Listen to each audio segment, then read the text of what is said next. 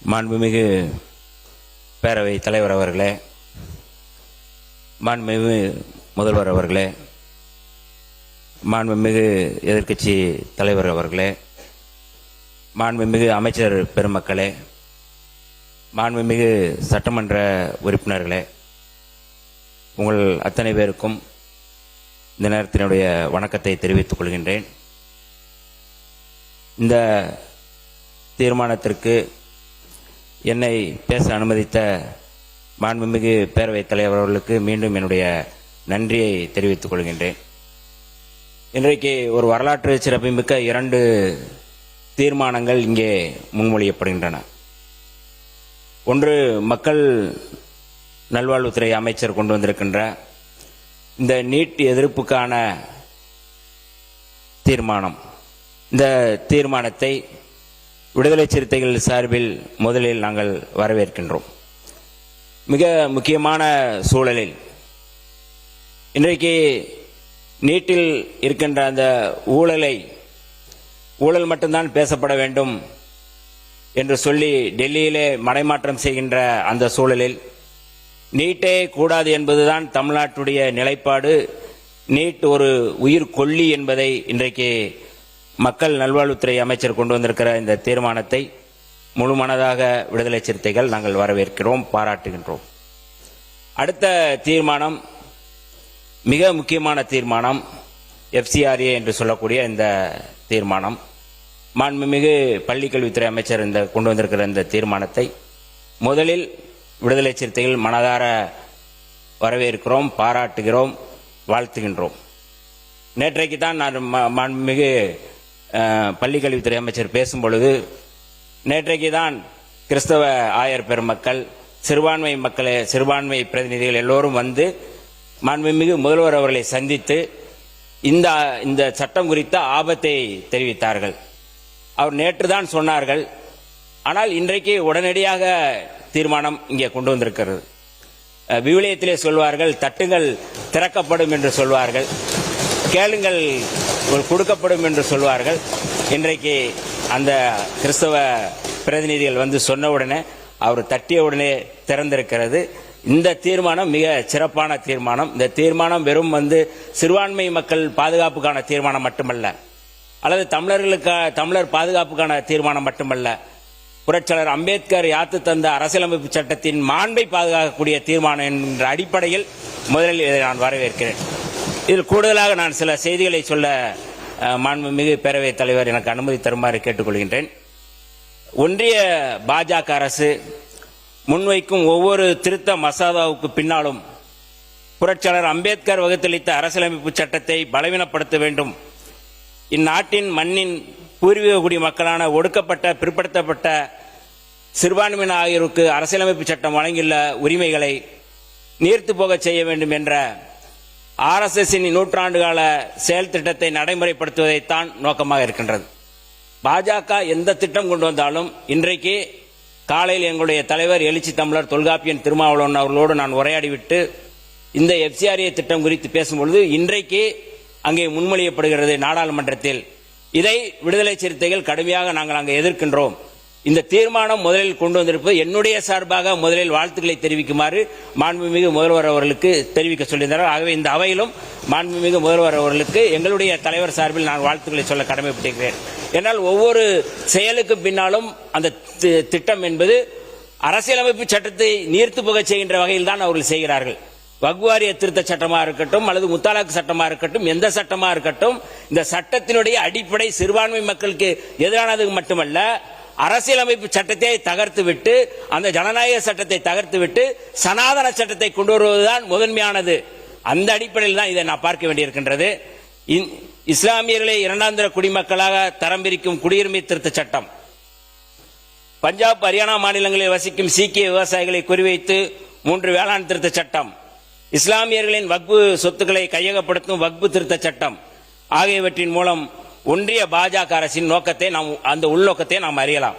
அந்த வரிசையில் இப்போது கிறிஸ்தவர்களை குறிவைத்து வெளிநாட்டு பங்களிப்பு திருத்த மசோதாவை கொண்டு வருவதற்கு ஒன்றிய அரசு முனைந்துள்ளது. 1976ஆம் ஆண்டு அவசர நிலை அமலில் இருந்தபோதுதான் அன்றைய பிரதமர் அன்னை இந்திரா காந்தி அவர்களால் முதலில் வெளிநாட்டு பங்களிப்பு ஒழுங்குமுறை சட்டம் கொண்டு வரப்பட்டது. கடந்த 2010 ஆண்டு காங்கிரஸ் ஆட்சி காலத்தில் தான் முதலில் இந்த சட்டத்தில் திருத்தங்கள் கொண்டு வரப்பட்டன. அதுவரை FCRA சட்டத்தின் கீழ் பதிவு செய்து பெறப்பட்ட சான்றிதழை பயன்படுத்தி தொண்டு நிறுவனங்கள் அந்த சான்றிதழுக்கு காலவரையறை ஏதுமில்லாமல் செயல்பட்டு வந்தன. 2010 ஆண்டு தான் ஒவ்வொரு 5 ஆண்டுகளுக்கு ஒரு முறை புதிய பதிவை புதுப்பித்து சான்றிதழ் பெற வேண்டும் என்று திருத்தம் கொண்டு வரப்பட்டது. மேலும் விதிமீறல் நடைபெற்றதாக சந்தேகம் எழுந்தால் தொண்டு நிறுவனத்தை முடக்குவதற்கும் சொத்துக்களை கையகப்படுத்துவதற்கும் அரசுக்கு அதிகாரம் அளிக்கப்பட்டிருக்கிறது. ஒன்றிய பாஜக அரசு ஆட்சிக்கு வந்த பிறகு, இது முதல் முறையான அது திருத்தம் அல்ல, ஒன்றிய பாஜக அரசு ஆட்சிக்கு வந்த பிறகு இதுவரை 2016, 2018, 2020 ஆகிய ஆண்டுகளில் வெளிநாட்டு பங்களிப்பு சட்டத்தில் கடுமையான திருத்தங்களை மேற்கொண்டு வந்துள்ளது. அதன் தொடர்ச்சியாகத்தான் கிறிஸ்தவ தன்னார்வ தொண்டு அமைப்புகளை முடக்குவதற்கான கருவியாக இச்சட்டத்தை ஒன்றிய பாஜக அரசு மாற்றியுள்ளது. கடந்த மார்ச் 25ஆம் தேதி மக்களவையில் ஒன்றிய அரசு அறிமுகப்படுத்திய வெளிநாட்டு பங்களிப்பு திருத்த மசோதா 2026 மூலம் மிக கடுமையான விதிமுறைகளை கொண்டு வந்திருக்கிறது. இந்த மசோதா படி வெளிநாட்டு நிதியுதவி பெறும் ஒரு தொண்டு நிறுவனத்தின் FCRA பதிவு ரத்தானாலோ, அது குறிப்பிட்ட கால இடைவெளியில் பதிவு புதுப்பிக்கப்படவில்லை என்றாலோ, அல்லது FCRA பதிவை தொண்டு நிறுவனமே அரசிடம் திருப்பி அளித்தாலோ, வெளிநாட்டு நிதியுதவி மூலம் அந்த தொண்டு நிறுவனம் ஏற்படுத்திய சொத்துக்கள், வங்கி நிறுவனம் ஏற்படுத்திய வங்கி கணக்குகளில் உள்ள நிதி ஆகியவற்றை அரசே கையகப்படுத்தலாம். அதாவது காலங்காலமாக கிறிஸ்தவ நிறுவனங்கள் இப்படியான கல்வி நிறுவனங்களை உருவாக்கி இருப்பார்கள். ஆனால் சிறிய தவறுகளை மேற்கொண்டிருந்தால் ஒட்டுமொத்தமாக சொத்துக்களை அரசே கையகப்படுத்தலாம் என்ற திருத்தம் இருக்கின்றது.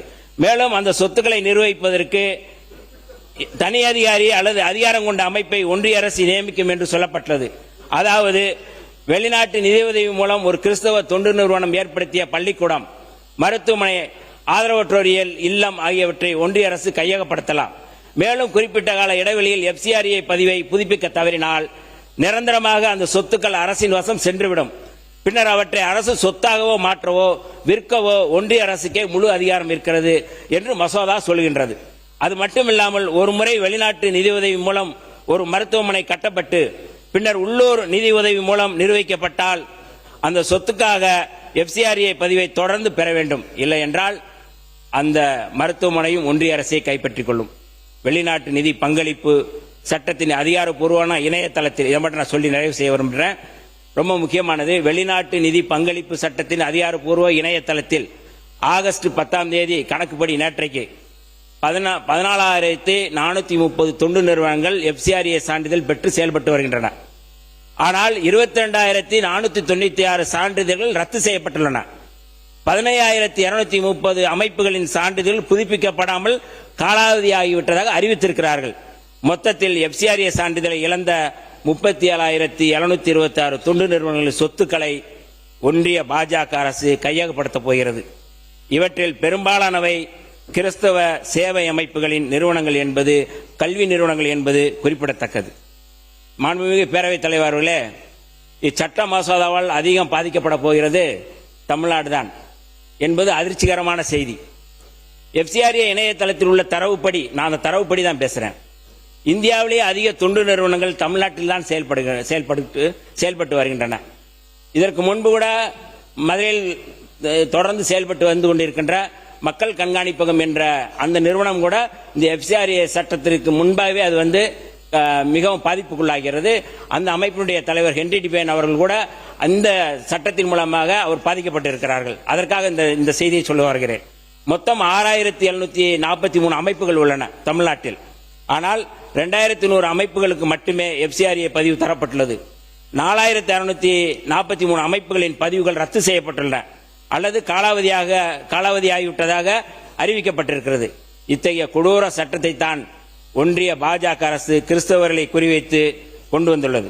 நேற்று இந்திய அளவில் ஆகஸ்ட் 10 கருப்பு நாளாக கிறிஸ்தவர்கள் வருடந்தோறும் கடைபிடித்து வருகின்றனர். 1950ஆம் ஆண்டு ஆகஸ்ட் 10ஆம் தேதி குடியரசுத் தலைவர் ராஜேந்திர பிரசாத் பிறப்பித்த ஆணையின்படி இந்து மதத்தை தவிர வேறு மதங்களை பின்பற்றும் எந்த ஒரு நபரையும் தலித் இனத்தவராக கருத முடியாது. இதன் மூலம் கிறிஸ்தவ மதத்தை தழுவிய தலித் சமூகத்தைச் சேர்ந்தவர்கள் தலித் சமூகத்துக்கான இடஒதுக்கீட்டு சட்ட பாதுகாப்பு உள்ளிட்ட எந்த உரிமையும் பெற முடியாது. இது தொடர்பான வழக்குகள் பல 10 ஆண்டுகள் நீதிமன்றத்தில் உள்ளன. இதற்காக அமைக்கப்பட்ட ஒன்றிய அரசின் நீதிபதி KG பாலகிருஷ்ணன் ஆணையமும் காலம் கடத்தி கிடக்கிறது. இந்த பின்னணியில்தான் நேற்றைய கருப்பு தினத்தை கிறிஸ்தவர்கள் அனுசரித்து வந்து கொண்டிருக்கிற இந்த சூழலில் இன்று கிறிஸ்தவர்களுக்கு எதிராக, சிறுபான்மை மக்களுக்கு எதிராக, சிறுபான்மை இனத்துக்கு எதிராக ஒன்றிய பாஜக அரசு கொண்டு வர துடிக்கும் கருப்பு சட்டத்துக்கு எதிராக நமது அரசு, வெற்றி அரசு கொண்டு வந்துள்ள இந்த தனித்த தீர்மானம் வரலாற்று சிறப்புமிக்க முக்கியத்துவமான தீர்மானமாக நான் கருதுகின்றேன். இதற்காக முழுமையாக பாராட்ட வேண்டிய தேவை இருக்கின்றது. ஒன்றிய அரசால் குறிவைக்கப்படும் சிறுபான்மையினரோடு அவர்களின் நலன்களை பாதுகாப்பதற்கு நாங்கள் இருக்கிறோம், இதோ நமது அரசு இருக்கிறது என்பதை அழுத்தம் திருத்தமாக இந்த தீர்மானம் சொல்கின்றது. ஜெர்மானிய பாதிரியார், லுத்தரன் பாதிரியார் மார்டின் நியூமோல்லர் எழுதிய ஒரு புகழ்பெற்ற கவிதையோடு நான் என்னுடைய உரையை நிறைவு செய்ய விரும்புகின்றேன். முதலில் அவர்கள் கம்யூனிஸ்டுகளுக்காக வந்தார்கள், நான் பேசவில்லை, ஏனெனில் நான் கம்யூனிஸ்ட் இல்லை. பின்னர் அவர்கள் சோசலிஸ்டுக்காக வந்தார்கள், நான் பேசவில்லை, ஏனென்றால் நான் சோசலிஸ்ட் இல்லை. பின்னர் அவர்கள் தொழிற்சங்கவாதிகளுக்காக வந்தார்கள், நான் பேசவில்லை, ஏனென்றால் நான் தொழிற்சங்கவாதி இல்லை. பின்னர் அவர்கள் யூதர்களுக்காக வந்தார்கள், நான் பேசவில்லை, ஏனென்றால் நான் யூதன் இல்லை. பின்னர் அவர்கள் எனக்காக வந்தார்கள், எனக்காக பேச யாரும் மிஞ்சவில்லை என்று அந்த கவிதை சொல்லுகிறது. மாண்புமிகு பேரவைத் தலைவர் அவர்களே, இந்த கவிதையினுடைய நோக்கத்தை, இந்த கவிதையினுடைய ஆபத்தை உணர்ந்து இந்த தீர்மானம் நிறைவேற்றப்பட்டிருக்கிறது. இது யாருக்காகவோ எழுதப்பட்ட கவிதை அல்ல, நமக்காக எழுதப்பட்ட கவிதை. நேற்றைக்கு வக்ஃப் வாரிய திருத்த சட்டம் கொண்டு வரும்போது எல்லோரும் அமைதியா இருந்தார்கள், கிறிஸ்தவர்கள் உள்ளிட்ட எல்லோருமே அமைதியா இருந்தார்கள். இன்றைக்கு கிறிஸ்தவ சிறுபான்மை மக்களுக்கு எதிராக இந்த தீர்மானத்தை முன்மொழிந்திருக்கும் போது இந்த நாடு அமைதியாக இருந்தால் நாளைக்கு என்ன வேண்டுமானால் நடக்கும். அந்த வகையில் இந்த வரலாற்று சிறப்புமிக்க இந்த தீர்மானத்தை கொண்டு வந்திருக்கிற இந்த அரசுக்கும், நம்முடைய மாண்புமிகு முதல்வர் அவர்களுக்கும், மாண்புமிகு பள்ளிக்கல்வித்துறை அமைச்சர் அவர்களுக்கும் என்னுடைய நன்றியை தெரிவித்து இந்த தீர்மானத்தை வரவேற்கிறேன். வாழ்க புரட்சியாளர் அம்பேத்கர், வெல்க அரசியலமைப்பு சட்டம் என்று சொல்லி நிறைவு செய்கிறேன். நன்றி, வணக்கம். மாண்புமிகு பள்ளிக்கல்வி, தமிழ் வளர்ச்சி, செய்தி மற்றும் விளம்பரத்துறை அமைச்சர்களின் தீர்மானம் பேரவையின் முடிவுக்கு விடப்படுகிறது. ஏற்போர் ஆம் என்க, மறுப்போர் இல்லை என்க. மறுப்போரை இல்லை என்று கருதுகிறேன். மறுப்போரை இல்லை. தீர்மானம் ஒருமனதாக நிறைவேறியது.